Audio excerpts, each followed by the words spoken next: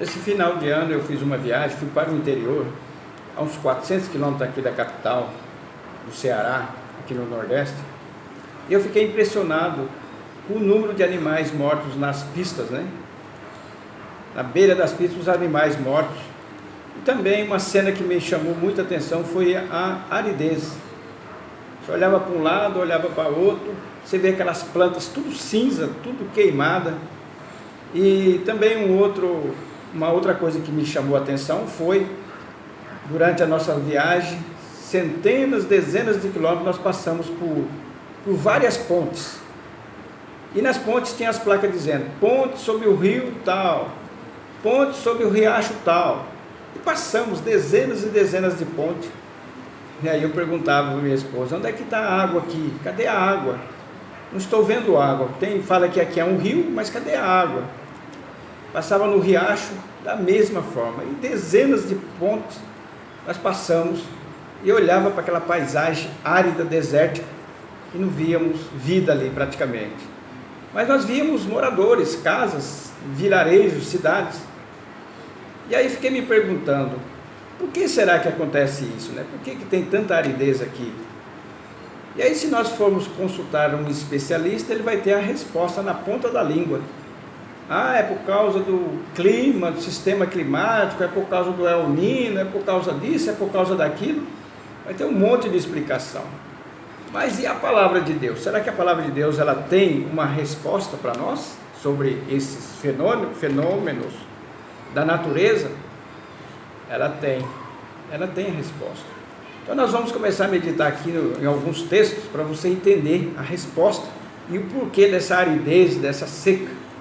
Aqui primeiramente nós vamos para o livro de Salmos, capítulo 107 e o versículo 33, que diz assim, ele converte os rios em um deserto e as fontes em terra sedenta. Então, em primeiro lugar, está dizendo que é Deus que faz isso. Esse texto está dizendo isso. Ele faz com que os rios sequem e as fontes ficam um deserto. Então, está vindo dele. Mas e a causa? A causa disso aí? A causa está no versículo 34.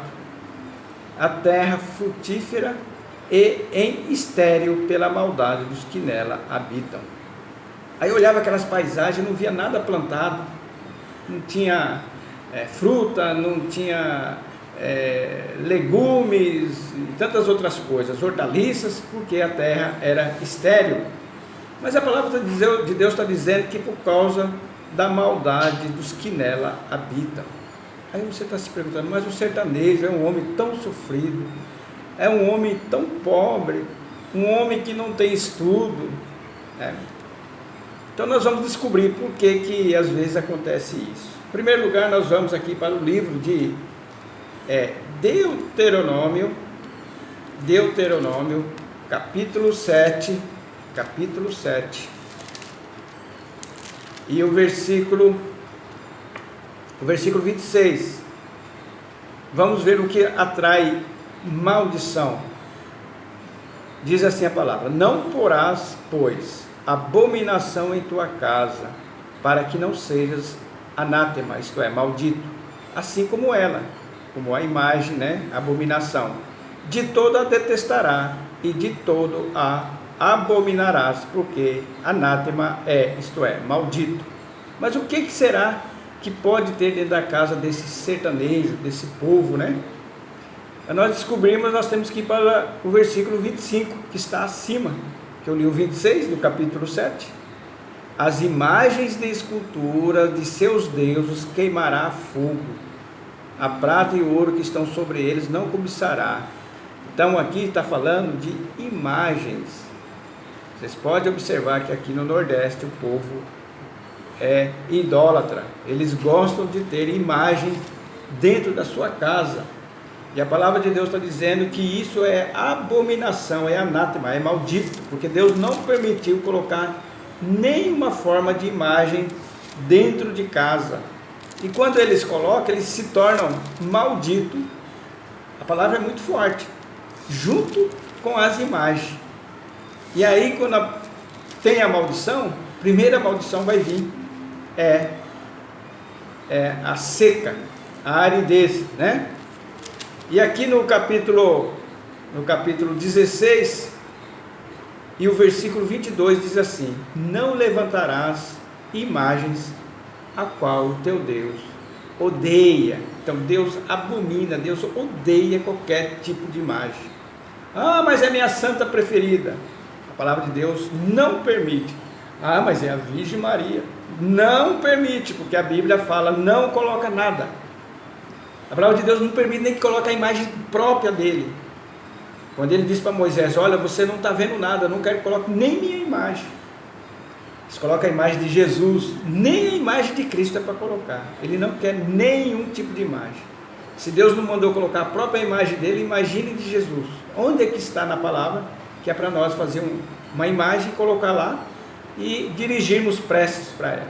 Então, essa é a questão da grande seca, por causa da maldade. Se nós formos, falei para minha esposa, nós descemos dos nossos carros, chegar na casa deles lá, né, dos sertanejos, primeira coisa que você vai encontrar dentro da casa deles, muitos deles, é um nicho.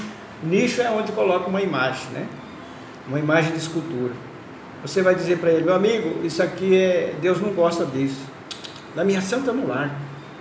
Não, mas isso aqui é minha protetora. Então, por mais simples que eles pareçam, mas eles são maldosos para com Deus. Essa é a verdade. Fala: meu amigo, você não quer tirar essa imagem daí? Não, essa aqui é minha protetora. Eles não falam que é o santo que traz a chuva? O próprio Deus falou aqui no texto, né?